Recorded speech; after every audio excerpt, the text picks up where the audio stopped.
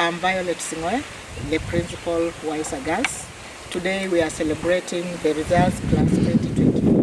They managed to score a score of 8. Last year we had a mean of 6.8, which is a very, very big improvement. Looking at the university entry, this time we have 92%.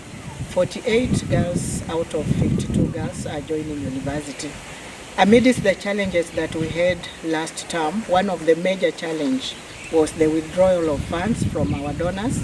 This is a school that wholly depends on donors. And due to Corona, most of our donors were very much affected, and majority of them, also their time of sponsorship had come to an end, so they had to leave. We had this challenge, and we want to thank the girls that amidst this challenge, we had well-wishers who came in to give us support so that we were able to complete the year. This year, we still have the same challenge, but we thank God with well-wishers. We have started, though the challenge is still a very big challenge of funds, and therefore we are appealing to anybody who can be in a position to actually support these vulnerable girls, because these are girls who are orphans. They are girls that without Wiser, they cannot be able to continue with their education. So the few donors that we have had, they cannot be able to manage and support fully the school programs. And that's why we were trying to find out if some classes could be left behind, like maybe we go with 2 classes, but it is so difficult because these students, the parents are very needy. They cannot be able to take them to any school without Wiser.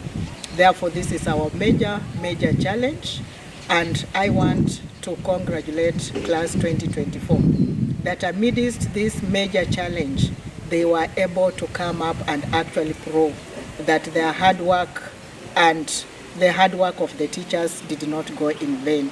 Thank you very much. As we celebrate them, we are sure that at least 2 or 3 people who will be touched by our story to actually come in and assist, we shall be we shall really appreciate any help that comes in. Thank you. May God bless all. Now, currently for sustainability of the school, due to this much lack of funds, we are still trying to reach out to people who can really help. But for now, our major plan is to see these 3 classes transit to graduation. And if all goes well, then we can be able to continue admitting in other students. But due to very minimal funds that we have, our prayer is that if we can be able to support these 3 classes to graduation, that can be very, very helpful to us. The Wiser girls are on full scholarship. So because we take girls who are very vulnerable, they don't have parents, majority of them are total orphans, and those who have parents, the parents cannot be able in a position to pay their school fees. So they come in on a full scholarship. They are given everything, medicines, books, food, everything is provided for them. They don't pay anything, they don't buy anything. So that is how the donors have been helping us, and those funds actually cater for boarding, they cater for every other need that these students have. Therefore, you will find that actually we need a lot in terms of funds to ensure that these vulnerable girls are in school. Last time, when things were not working, we called a meeting, a stakeholders meeting together with the parents. We even went low to just tell them to support the programs with only 10,000 shillings per year. We went further because they still complained to split down the 10,000 so that they can pay 4,000 in first term, 4,000 in second term, and 3,000 in that term. Speaking right now, no student has managed to pay even the 10,000 for the whole year. And even for the 4,000, majority of the parents have not paid anything, because we do also understand their need. So we are not actually blaming them, because we take students who are very, very needy. So any help will really help to ensure that these girls are in school. I want to appreciate Wiser Girls for the splendid performance that they have shown this year. In fact, I was surprised that they were able to reach where they had reached amidst the challenges that they faced last year. It is evident that this school was started with very noble and humble beginnings. I remember very early in the early 2000s when I used to come, this is my village, and most of the times the girls never used to go beyond primary school.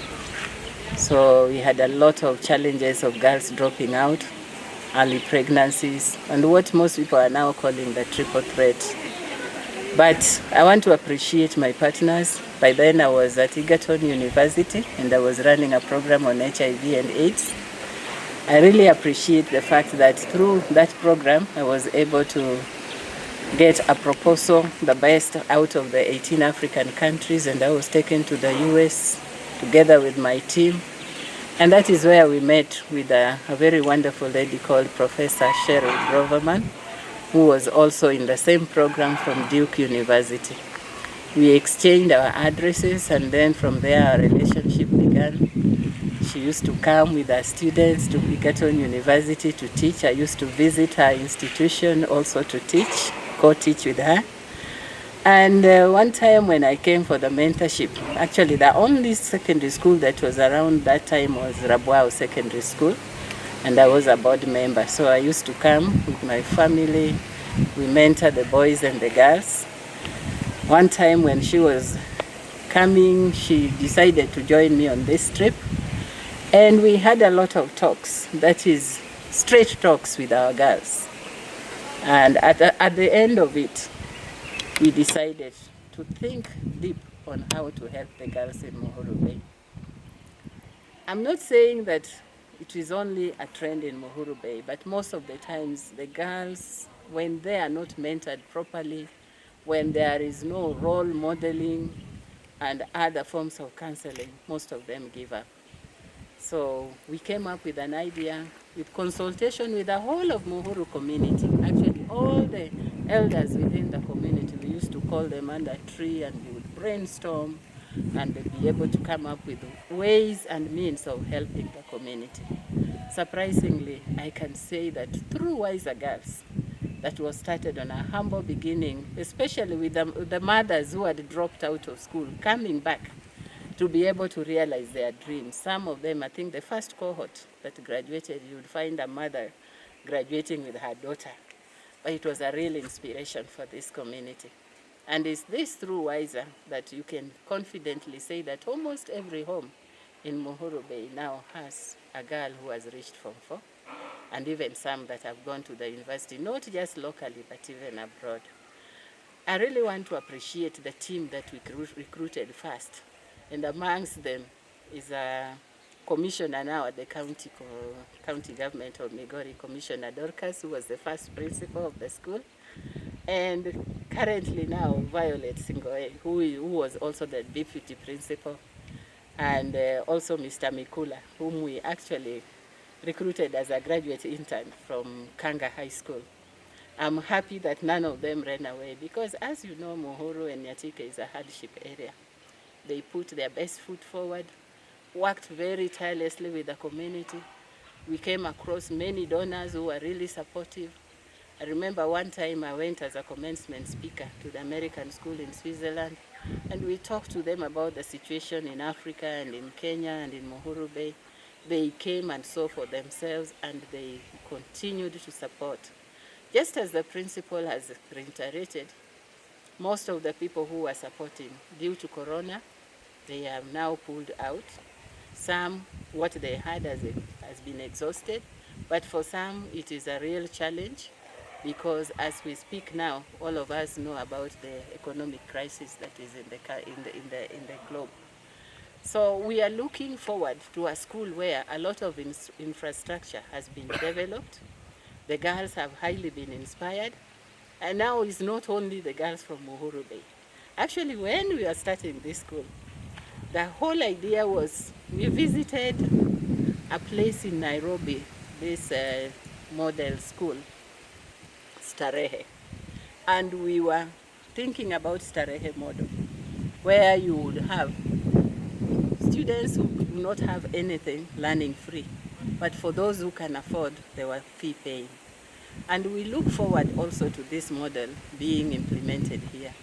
Unfortunately, most of our girls that are coming from here are coming from a community of Suba, where just as Koreans, they believe that women are there to be married.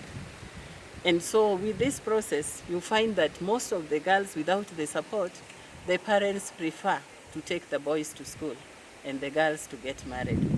But I want to appreciate that not only the Suba girls are getting help from Wiser Girls.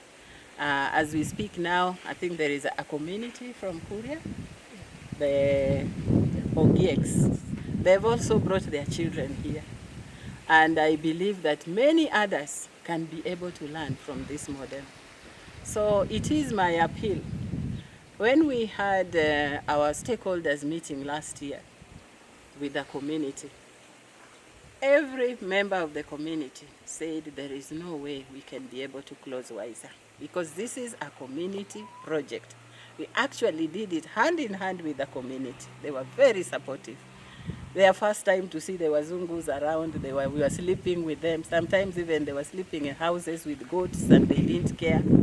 So this is actually a landmark program and a project and a school that is a model school. And that is why I'm appealing for anyone who is able to support, including the government. I am happy as I speak because His Excellency, the Governor of Migori County, has visited this school and he had a wonderful, wonderful session with the girls. And I believe with this splendid performance, we cannot miss the support. What we need to know is that the girls that are here are quite vulnerable and they need to achieve their dream. And I want to say congratulations, Wiser Girls.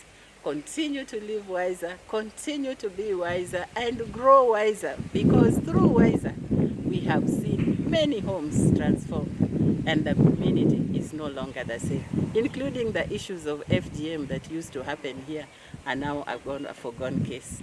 Proud of you. Congratulations once again.